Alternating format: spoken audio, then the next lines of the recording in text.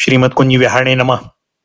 श्री स्वामी हरिदास विजय तीर्थराम, श्री युगल सरकार, सदगुरुदेव और आप सभी रसिक भक्त वृंदों के श्री चरणों में दास का साष्टांग दंडवत प्रणाम। आज श्रीमद भागवत महापुराण के दशम स्कंद के अंतर्गत 5वां अध्याय गोकुल में भगवान का जन्म महोत्सव। श्री सुखदेव जी कहते हैं, परीक्षित, नंद बाबा बड़े मनस्वी और उदार थे। पुत्र का जन्म होने पर तो उनका हृदय विलक्षण आनंद से भर गया। उन्होंने स्नान किया और पवित्र होकर सुंदर सुंदर वस्त्राभूषण धारण किए। फिर वेदज्ञ ब्राह्मणों को बुलवाकर स्वस्ति वाचन और अपने पुत्र का जात कर्म संस्कार करवाया। साथ ही देवता और पितरों की विधिपूर्वक पूजा भी करवाई। उन्होंने ब्राह्मणों को वस्त्र और आभूषणों से सुसज्जित 2 लाख गौएं दान की। रत्नों और सुनहले वस्त्रों से ढके हुए तिल के 7 पहाड़ दान किए। भैया, संस्कारों से ही गर्भ शुद्धि होती है, यह प्रदर्शित करने के लिए अनेक दृष्टांतों का उल्लेख किया जाता है। समय से, स्नान से, प्रक्षालन से, संस्कारों से, तपस्या से, यज्ञ से, दान से और संतोष से द्रव्य शुद्ध होते हैं, परंतु आत्मा की शुद्धि तो आत्मज्ञान से ही होती है।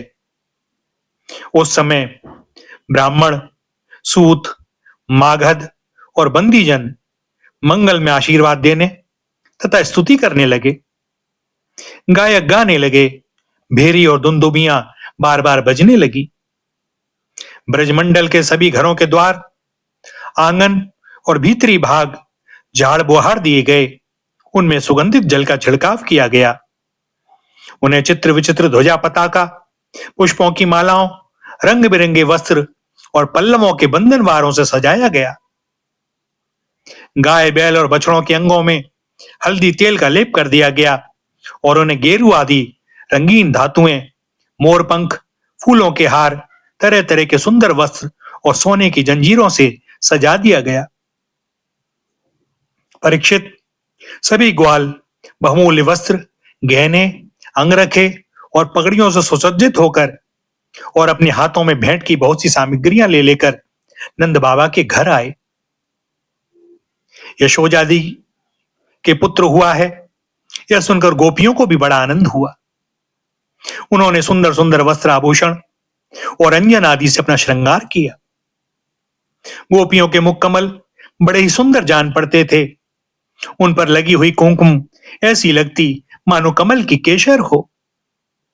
उनके नितंब बड़े बड़े थे। वे भेंट की सामग्री ले लेकर जल्दी जल्दी यशोदा जी के पास चली।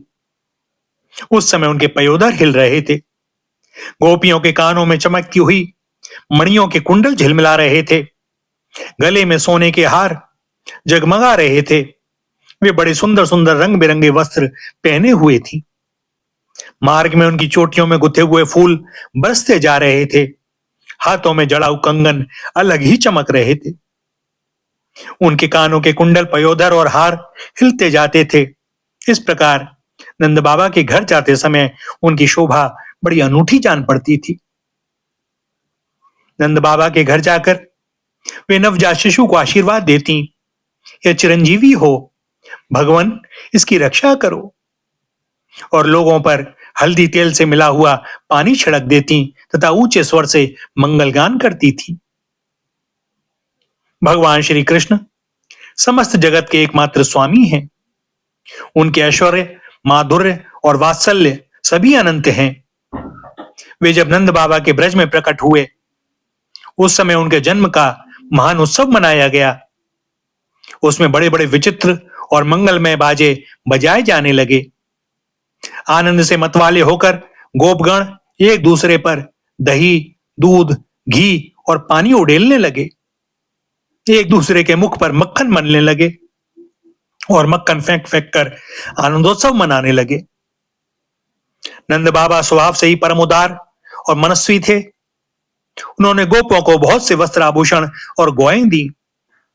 सूत मागध बंदीजनों, नृत्य वाद्य आदि विद्याओं से अपना जीवन निर्वाह करने वालों तथा दूसरे गुणीजनों को भी नंद बाबा ने प्रसन्नता पूर्वक उनकी मुंह मांगी वस्तुएं देकर उनका यथोचित सत्कार किया। यह सब करने में उनका उद्देश्य यही था कि इन कर्मों से भगवान विष्णु प्रसन्न हो और मेरे इस नवजात शिशु का मंगल हो। नंद बाबा के अभिनंदन करने पर परम सौभाग्यवती रोहिणी जी दिव्य वस्त्र, माला और गले के भांति भांति के गहनों से सुसज्जित होकर गृह स्वामिनी की भांति आने जाने वाली स्त्रियों का सत्कार करती हुई विचर रही थी। परीक्षित, उसी दिन से नंद बाबा के ब्रज में सब प्रकार की रिद्धि सिद्धियां, अटखेलियां करने लगी और भगवान श्री कृष्ण के निवास तथा अपने स्वाभाविक गुणों के कारण वह श्री लक्ष्मी जी का क्रीड़ा स्थल बन गया। परीक्षित, कुछ दिनों के बाद नंद बाबा ने गोकुल की रक्षा का भार तो दूसरे गोपों को सौंप दिया और वे स्वयं कंस का वार्षिक कर चुकाने के लिए मथुरा चले गए। जब वसुदेव जी को यह मालूम हुआ कि हमारे भाई नंद जी मथुरा में आए हैं और राजा कंस को भी उसका कर दे चुके हैं, तब वे जहां नंद बाबा ठहरे हुए थे वहां गए। वसुदेव जी को देखते ही नंद जी सहसा उठकर खड़े हो गए, मानो मृतक शरीर में प्राण आ गए हों। उन्होंने बड़े प्रेम से अपने प्रीतम वसुदेव जी को दोनों हाथों से पकड़कर हृदय से लगा लिया। नंद बाबा उस समय प्रेम से विह्वल हो रहे थे।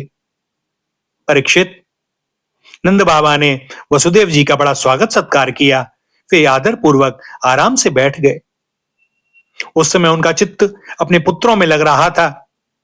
वे नंद बाबा से कुशल मंगल पूछकर कहने लगे। वसुदेव जी ने कहा, भाई, तुम्हारी अवस्था ढल चली थी और अब तक तुम्हें कोई संतान नहीं हुई थी। यहां तक कि अब तुम्हें संतान की कोई आशा भी न थी। यह बड़े सौभाग्य की बात है कि अब तुम्हें संतान प्राप्त हो गई। यह भी बड़े आनंद का विषय है कि आज हम लोगों का मिलना हो गया। अपने प्रेमियों का मिलना भी बड़ा दुर्लभ है। इस संसार का चक्र ही ऐसा है। इसे तो एक प्रकार का पुनर्जन्म ही समझना चाहिए। जैसे नदी के प्रबल प्रवाह में बहते हुए बेड़े और तिनके सदा एक साथ नहीं रह सकते, वैसे ही सगे संबंधी और प्रेमियों का भी एक स्थान पर रहना संभव नहीं है। यद्यपि वह सबको प्रिय लगता है, क्योंकि सबके प्रारब्ध कर्म अलग अलग होते हैं।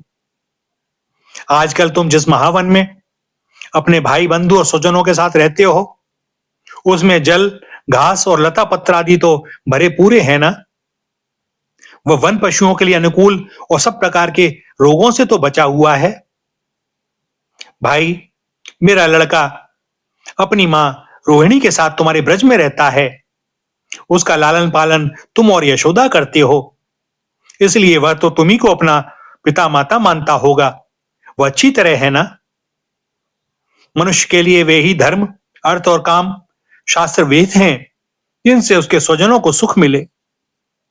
जिनसे केवल अपने को ही सुख मिलता है किंतु अपने स्वजनों को दुख मिलता है, वे धर्म, अर्थ और काम हितकारी नहीं हैं। नंद बाबा ने कहा, भाई वसुदेव, कंस ने देवकी के गर्भ से उत्पन्न तुम्हारे कई पुत्र मार डाले। अंत में एक सबसे छोटी कन्या बच रही थी, वह भी स्वर्ग से धार गई। इसमें संदेह नहीं कि प्राणियों का सुख दुख भाग्य पर ही अवलंबित है। भाग्य ही प्राणी का एकमात्र आश्रय है। जो जान लेता है कि जीवन के सुख दुख का कारण भाग्य ही है, वह उनके प्राप्त होने पर मोहित नहीं होता। वसुदेव जी ने कहा, भाई, तुमने राजा कंस को उसका सालाना कर चुका दिया। हम दोनों मिल भी चुके। अब तुम्हें यहां अधिक दिन तक नहीं ठहरना चाहिए, क्योंकि आजकल गोकुल में बड़े बड़े उत्पात हो रहे हैं। श्री सुखदेव जी कहते हैं, परीक्षित, जब वसुदेव जी ने इस प्रकार कहा, तब नंद आदि गोपों ने उनसे अनुमति ले बैलों से जुते हुए छकड़ों पर सवार होकर गोकुल की यात्रा की। भैया, यहां दशम स्कंद का 5वां अध्याय समाप्त होता है। और दास को अनुमति दें आज के लिए वाणी को विराम देने की। आगे श्री हरि की जैसी जो इच्छा। श्री राधा, श्री राधा, श्री राधा।